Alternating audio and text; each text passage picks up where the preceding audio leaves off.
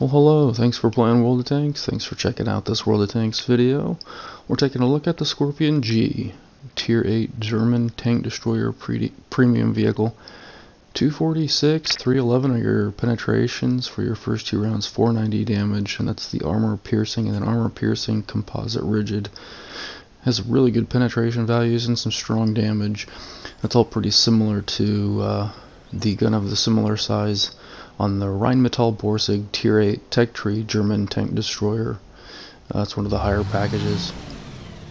17 horsepower per ton, 60 kilometers per hour. Those are really good ratings there. That whole traverse is actually not too bad. The turret traverse is pretty slow. Good acceleration, good top speed. 2.1 aiming time, 0.30 accuracy, 0.86 accuracy on rotating turret. Those are all really good values. The accuracy on movement is pretty bad. So you're driving around, the reticle's going to be huge. Those round velocities are pretty decent, especially that APCR, of course. And then combining those with the 2.1 aiming time and the 0.30 accuracy, the gun feels really good. Sometimes when you're using the armor piercing ammo and firing at a well armored tier 10 vehicle at range, it kind of does feel like you're lacking the upper hand in that situation. But that's why this is a tier 8 vehicle and those are tier 10s. And yes, it does have regular matchmaking, if you will, as opposed to preferential. So when we are playing in the +2, -2 matchmaking conditions, which is the vast majority of the time, it can see tier 10s. And as we see, just basically no armor to speak of. This is one of those vehicles where you use your armor. The camouflage, the concealment rating that we're seeing there is actually being impacted by the crew that I've got in it. I think that the crew has just regular camouflage skill. I don't think that it has any additional camouflage perks or skills, if there are any. And I don't think it has brothers in arms. It may. We took a look at the crew, I think, earlier on there in the footage. I don't recall. I don't think it does. This is the crew that I pulled from my tier 10 Waffenträger.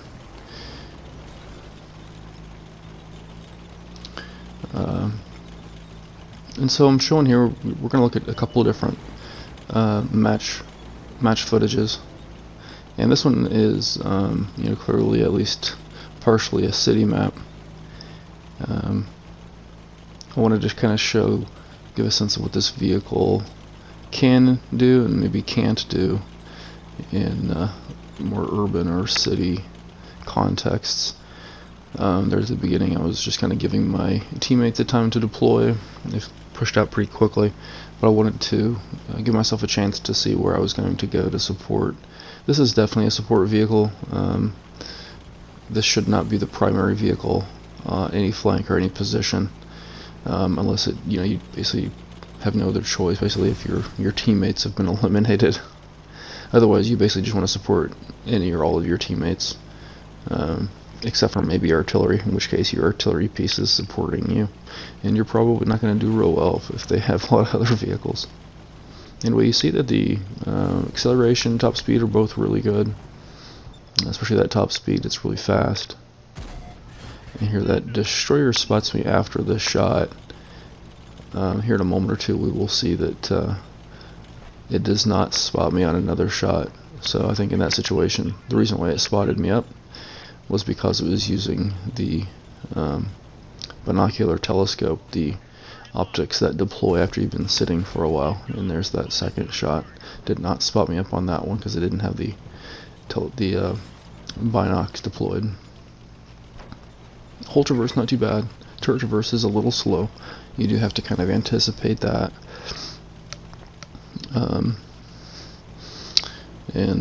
Yeah, just kind of keep that in mind and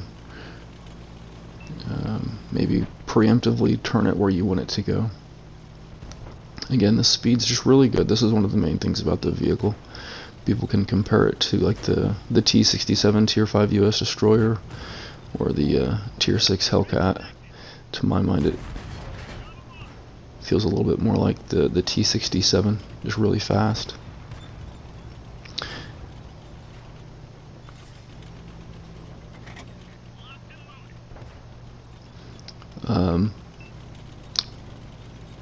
For those of you who maybe aren't familiar with tank destroyers,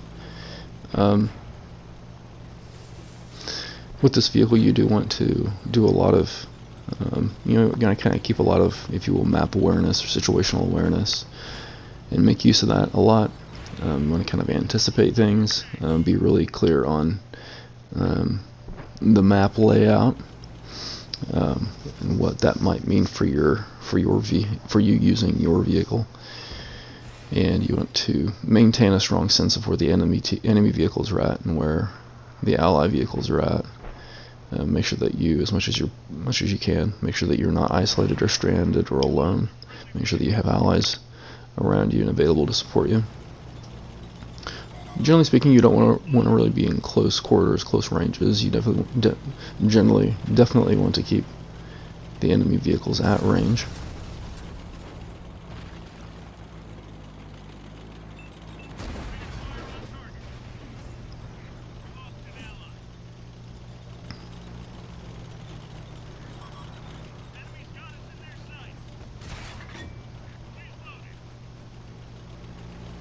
You're not really going to be able to use armor because you don't have any.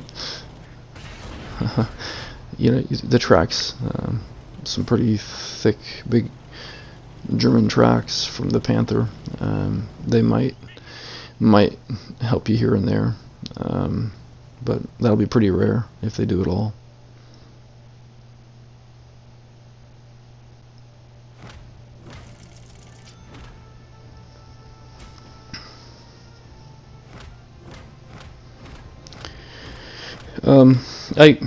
The players who are really good with this vehicle, and I don't think I would include myself in that category, but the players who do really well with this vehicle are able to identify that it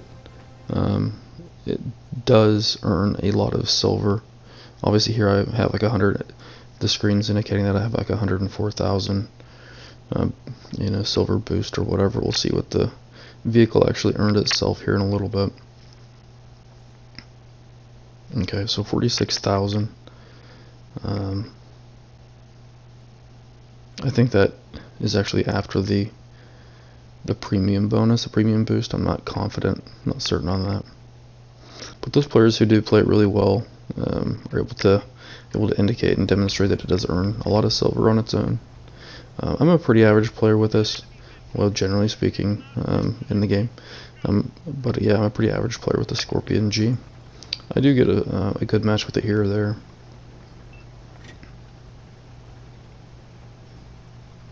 So again, here at the beginning, just kind of allow my team to deploy before I decide where to go myself. I wanted to speak a little bit about kind of my experience with premium tanks generally, and also in particular my perspective on the Skorpion G. So I do own quite a few premium vehicles, and definitely earned some. Most of the vehicles that I have, I've purchased. I have a lot of vehicles in the a lot of tier 8 premiums, some tier 7s, and even a few tier 6s and tier 5s. I usually prefer the tier 8s. I think that I like to use them for silver earnings, and I also like to use them to kind of promote learning skills and perks and things for my crews. Those are the two main features that they provide for the player's garage, if you will, or for the player's progression through the game. I also just generally think that premium vehicles are just kind of fun to play, or at least that's what I like to focus.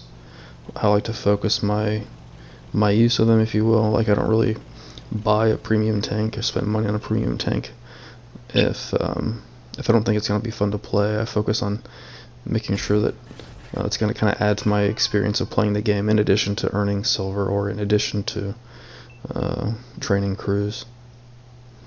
And I think that this one is one of the more fun premium vehicles to play. I don't know that I've ever spent money to this point. I don't think that I ever will spend money on a non-turreted vehicle in this game. And of course, most of the tank destroyers in the game, including most of the premium tank destroyers in the game, are non-turreted tank destroyers. For example, Soviet, Chinese. I don't have any of those. The only premium tank destroyers that I have are the Skorpion G and the Vindicator, the Charioteer Vindicator Tier 8 British tank destroyer. Kind of a variant of the Charioteer. It's another fast, another mobile turreted tank destroyer. It has more of a fast firing gun with a lower damage rating. Similarly mobile to the Skorpion G, and also similarly not well armored.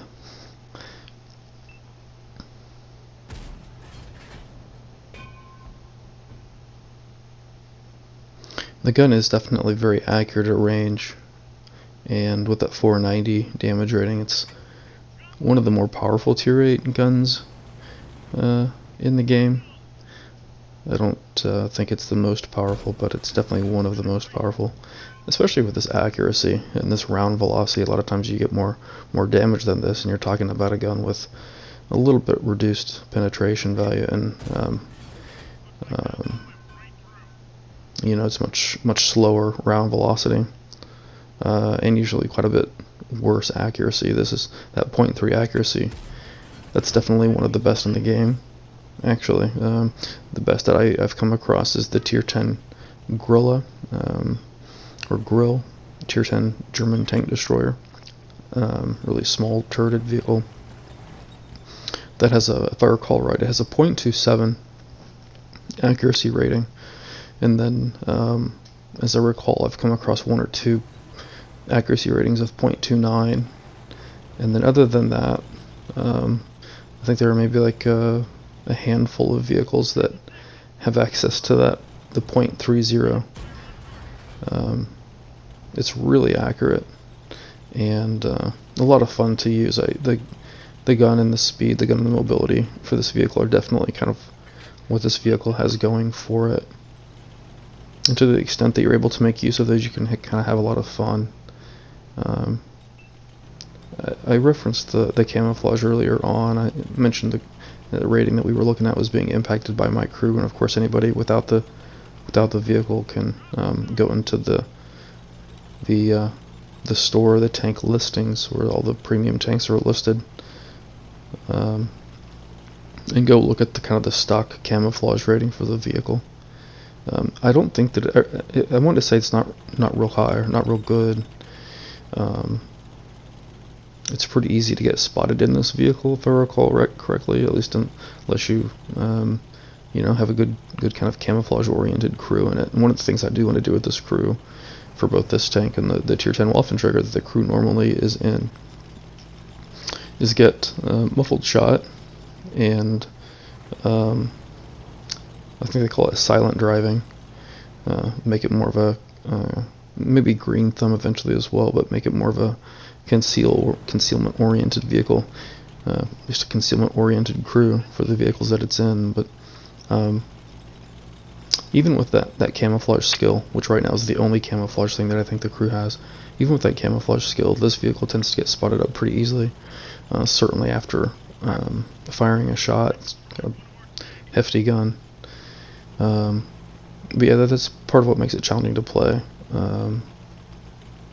The main things I think that do make it challenging are the camouflage, and then of course the lack of armor. So getting spotted up is not a comfortable experience. Getting spotted up when enemies have a line of fire on you can feel kind of painful. Don't have a whole lot of hit points, which makes sense, of course. Tier 8 glass cannon vehicle.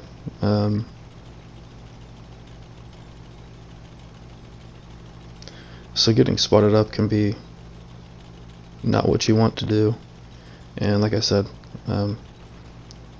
usually firing your round is gonna get you spotted up, and driving around can get you spotted up too. So I think that the getting the appropriate skills and perks for the crew would be really important part of playing. Probably an important part of playing tank destroyers generally. I would say certainly an important part of playing this vehicle well.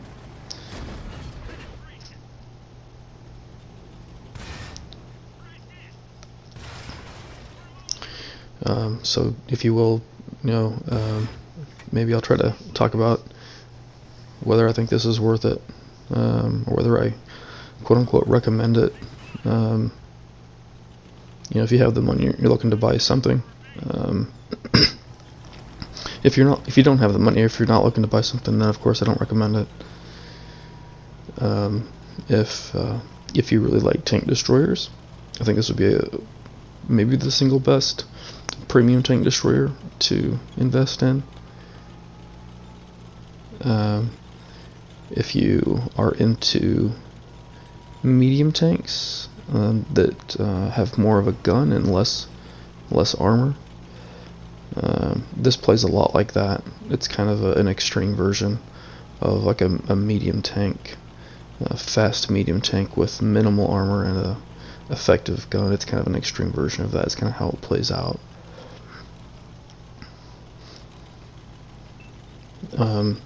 So if you're into those things, then I think that this is worth at least considering. I like for the game to be free to play generally, and free to play for as many people as possible. So I'm not gonna encourage people just to go buying. You see we're getting down to 3, 2, 1 on that capture circle, and that resets it up to 0.37, so it's kind of the game saving shot right there. It's kind of interesting. After I eliminate this guy, you see that our light tank is not moving forward to spot up that final vehicle in that capture circle. It looks like more or less that light tank is sitting back waiting for us to spot up the capture circle so that he can shoot the vehicles in the capture circle. It's sort of like he's doing the inverse of what his vehicle type would call for him to do. Light tanks are the spotters. Light tanks are not the damage dealers. Anyway, sometimes that's hard to figure out. But I don't want to just try to get people to go out and buy it for some reason. I just want to sort of offer an opportunity for folks who are thinking about buying it to maybe get some insight into what it's like to play it, so I can make a more informed decision. I'm glad that I purchased it. I'm glad that I own it. It's one of those vehicles that the game they'll release for like one of those weekly 50% off sales. Probably 2, 3, 4 times a year. Certainly 2 or 3 times a year, I think. And then I think I would see it more if I didn't own it. But I think that they do have this vehicle pop up from time to time as one of those. We have a special offer for you pop-ups that come up after finishing a match sometimes. I think it'll come up among those offers as well, which last like 3 days.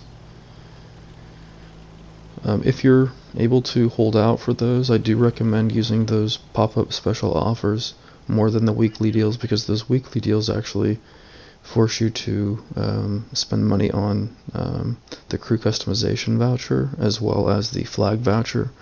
I think together in those 50% off weekly deals, I think together those come up to like 300 gold. So it's not a great deal of gold, but if you're like me, I think most people are, where you aren't concerned about your crew or a flag, then it's just extra gold that you don't need to spend. They're just basically getting a little bit of extra money off of you. So if possible, hold off for those pop-up 3-day deals. Those don't force you to pay money for flag vouchers or crew customization vouchers. But yeah, as I was trying to say, I'm glad that I have it. It's a lot of fun. I don't play it incredibly often. I'm not good enough to be one of the best players with it. It is kind of a tough tank to play. At the same time, it is a lot of fun. It's very challenging. It's also very rewarding, and that gun is just exciting to use. It's fun fun and kind of satisfying to get shots with that gun. Hope this has been helpful. Thanks for taking a look at this World of Tanks video. Thanks for playing World of Tanks.